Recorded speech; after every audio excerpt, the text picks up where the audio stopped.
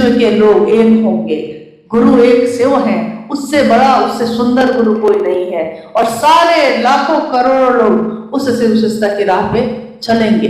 इस सपने को पूरा करने में मदद करिए। उन्होंने कहा अगले अनुभव यानी कि मानसिक मदद बहुत बड़ी मदद होती है। अपने मन को स्पष्ट करिए, मंजिल आपकी कोई गुरु भाई गुरु बहन नहीं, वो शिव है, आपको किसी और से जुड़ने की जरूरत नहीं। साहब ने कहा कि आज ये डाली हरी है, आप उस पे लटक गए हैं कि हरी तो है, ये गुरु भाई तो बहुत महादेव की बात करते हैं, ये गुरु बहन तो बहुत महादेव की बात करती हैं, और अगर वो टूट गए तब आप कहां जाएंगे? तो हमको जोड़ना ही क्यों है? साहब ने खुद से नहीं जोड़ा, साहब ने खुद के लिए प्रेरित नहीं किया, अपनी स्थापना नहीं की, तो हम आप क्यों करेंगे? जो उन्होंने कहा है वही करने की कोशिश हम सब करें। आगे साहब श्री आओ चले शिव की ओर पुस्तक के पेज नंबर 204 में लिखते हैं कि आध्यात्मिक ऊर्जा का उपयोग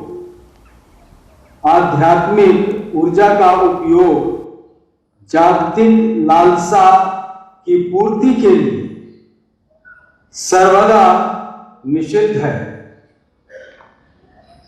कृपया समझाया जाए। आओ चले शिव की ओर जो पुस्तक है साहब की लिखी हुई, उसी की ये पंक्ति है 204 है ना जी। आध्यात्मिक ऊर्जा का उपयोग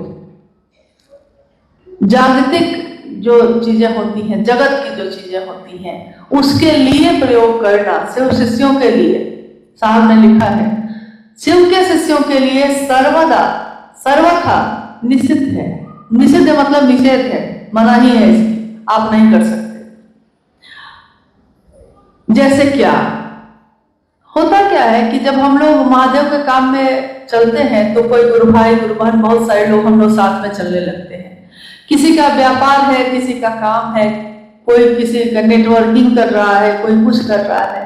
तो शिव की शिष्यता में चलते चलते हम लोग को सिर्फ संबंध रखना था महादेव के काम के लिए, लेकिन धीरे धीरे लोगों के बीच क्या हो जाता है कि वो अपने अपने काम के लिए भी शिव शिष्यों का उपयोग करने लगते हैं। आपको जान के आश्चर्य होगा कि कुछ ऐसे भी गुरु भाई हुए जो आज तक मैंने अपने गृहस्थ घर में नहीं देखा कि साहब या दीदी ने गुरु भाई गुरु बहनों को कोई काम कहा हो कि हाँ आप लोग जो बैठे आइए मेरा ये काम कर दीजिए, ये काम कर दीजिए। आज तक न कहा है न आज तक कहा जाता है। हाँ, उसके लिए आदमी रखा जाता है काम करने के लिए, लेकिन गुरु भाई गुरु बहनों को नहीं कहा। लेकिन ऐसे भी कुछ जगहों पे हम लोगों ने सुना भी देखा भी कि उनके यहाँ अलग अलग क्षेत्र के गुरु भाइयों का रूटीन बना हुआ है कि वहां का गुरु भाई 4 दिन आके काम करेगा, वहां का गुरु भाई 4 दिन आके काम करेगा। साहब की नकल करने में होता क्या है कि असल भी खो जाता है। कोई साहब की तरह मंच पे पानी पीने लगा, कोई साहब की तरह टोपी पहनने लगा, कोई साहब की तरह पनबट्टा लेके चलने लगा। लेकिन साहब ने कहा एक दिन कि सब कुछ तो कर लोगे, मेरे जैसी नियत कहां से लाओगे?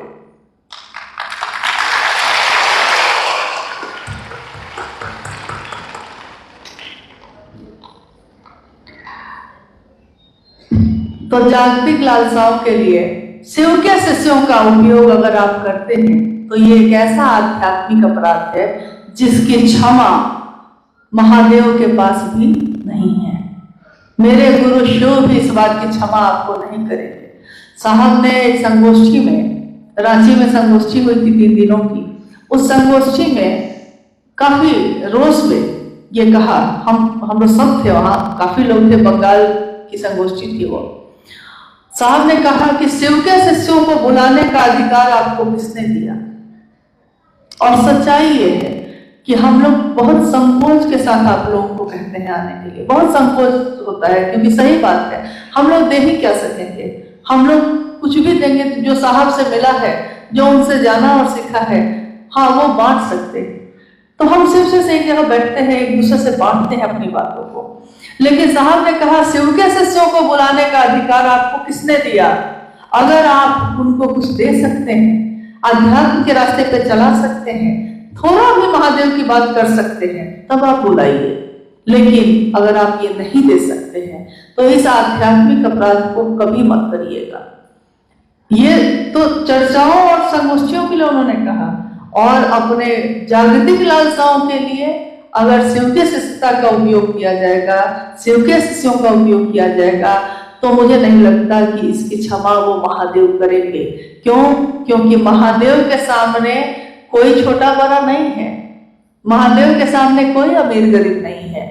महादेव के दरबार में कहानी पढ़ी थी मैंने एक बार कि महादेव